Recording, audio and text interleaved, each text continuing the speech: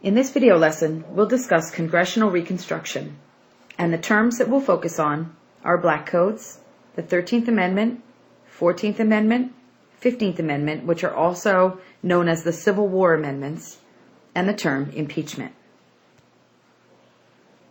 After Lincoln's assassination in 1865, his vice president, Andrew Johnson, is going to become president. Andrew Johnson was from the South, but he had stayed loyal to the Union. Johnson's plan for Reconstruction was that he also wanted to pardon all former citizens of the Confederacy. He also wanted them to take an oath of loyalty to the Union.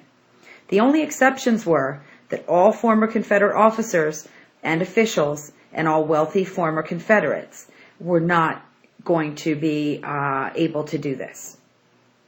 Former Confederate states had to also ratify the 13th Amendment, which formally abolished slavery as part of the Constitution. He also wanted to continue Lincoln's 10% plan, which meant that he wanted 10% of the citizens of each of the southern states to be able to take the oath of loyalty, and then they would be able to be readmitted into the Union.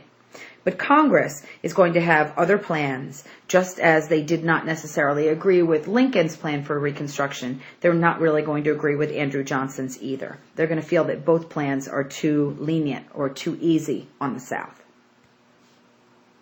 The southern states mostly met Johnson's conditions, and Johnson granted pardons to thousands of Southerners. Several former Confederate officers and political leaders were elected to Congress, which angered a lot of people in the North because they were not supposed to be able to hold political office again.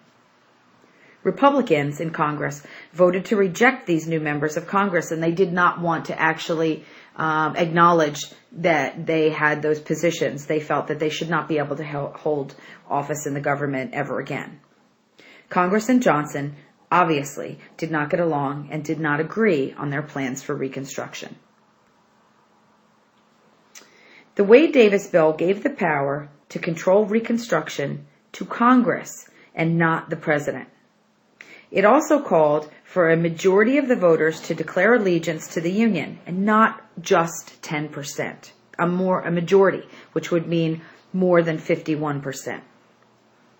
Lincoln had vetoed the Wade-Davis bill by a pocket veto, but once he was assassinated, they ended up passing the bill through Congress anyway. The southern states, in the meantime, had created black codes that severely limited African American rights in the South, especially the newly freed men, and kept them in conditions that were very, very similar to slavery.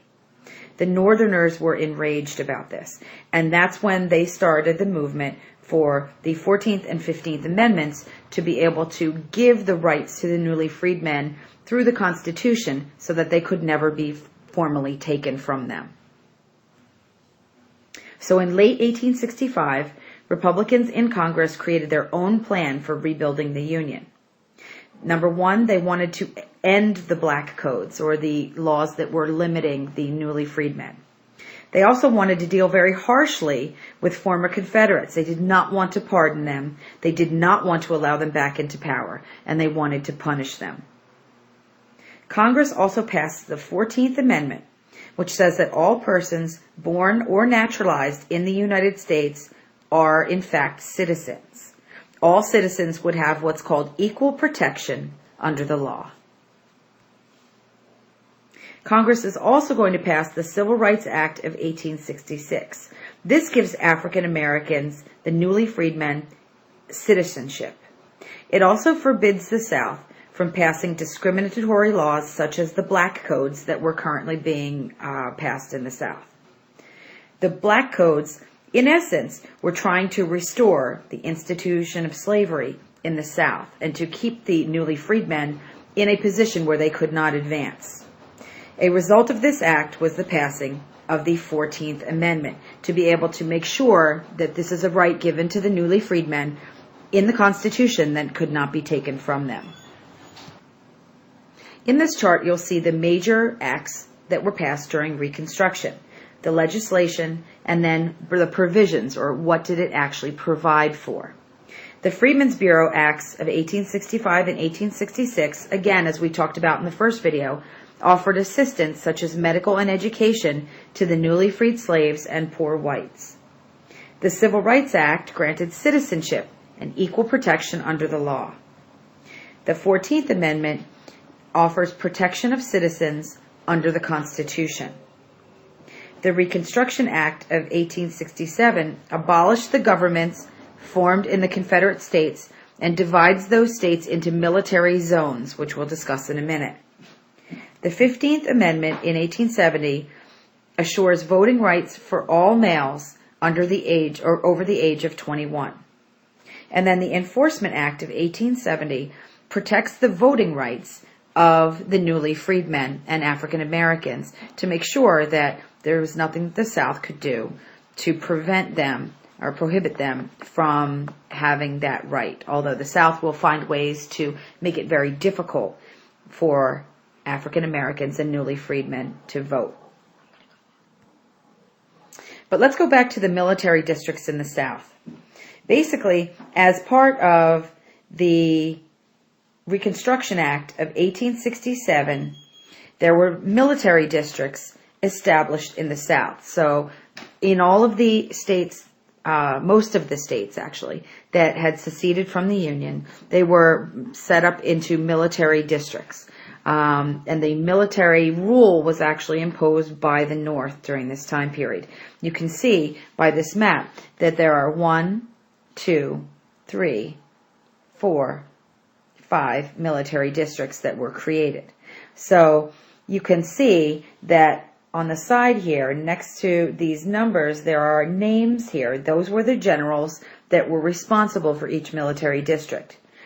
The districts were set up by the Military Reconstruction Act, March 2nd, 1867. And basically, this was to assure that the rights of the newly freed men were not being violated and to make sure that the plan for Reconstruction was being implemented so that the southern states could formally be readmitted to the Union. And so you'll see that the first, let's look at, for example, Texas. Okay, you can see that the date for readmission to the Union, let's see, is March 30th, 1870, which meant that is when the state was allowed to re-enter the United States as a state. And then below that, you'll see the government, actually, of Texas, again, reestablishes its own rule and not a military district on January 14th, 1873. So that's what the difference of those two dates are. For Tennessee, they're in July 24th, 1866. That was the date that it was readmitted to the Union, but the state itself did not begin its own government control again until October 4th, 1869. President Johnson wanted to be more lenient and readmit the South to the Union more easily, but we already know that Congress continued to fight Johnson's plans, and they passed laws to end his Reconstruction policies. They also they did impeach him, which means that they were charging him with committing a crime. The crime that he was charged of committing was charged with violating what's called the Tenure of Office Act. Congress had passed a bill that said that Johnson was not allowed to dismiss anyone in the government without the approval of Congress. And so just to test that theory or to go against Congress, Johnson actually fires his Secretary of War, who was, and he does it without consulting Congress. And so Congress basically said that he had violated the law because of that. And so they brought him up on impeachment charges. He was not kicked out of office, so he was impeached, but he was not found guilty. But after that, he really did not have very much power left. Johnson does not run for president again. The Republicans choose Ulysses S. Grant as a candidate in 1868 as a war hero. He wins easily because of the African American voters in the South. More voters also started to agree with the radical Republicans, and they wanted to treat the South harshly because of the ongoing violence and difficulty that the freedmen were having. So the 15th Amendment will be passed in 1870, And that says that the right to vote shall not be denied on account of race, color, or previous condition of servitude, and that all males over the age of 21 have the right to vote regardless of a previous condition of servitude, or if they were previously slaves.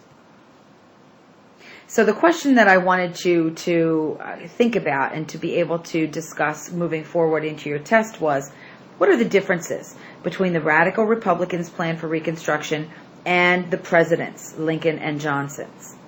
Basically, just to reiterate, the presidents wanted to be more lenient on the South, and radical Republicans wanted to be harsher and punish the South.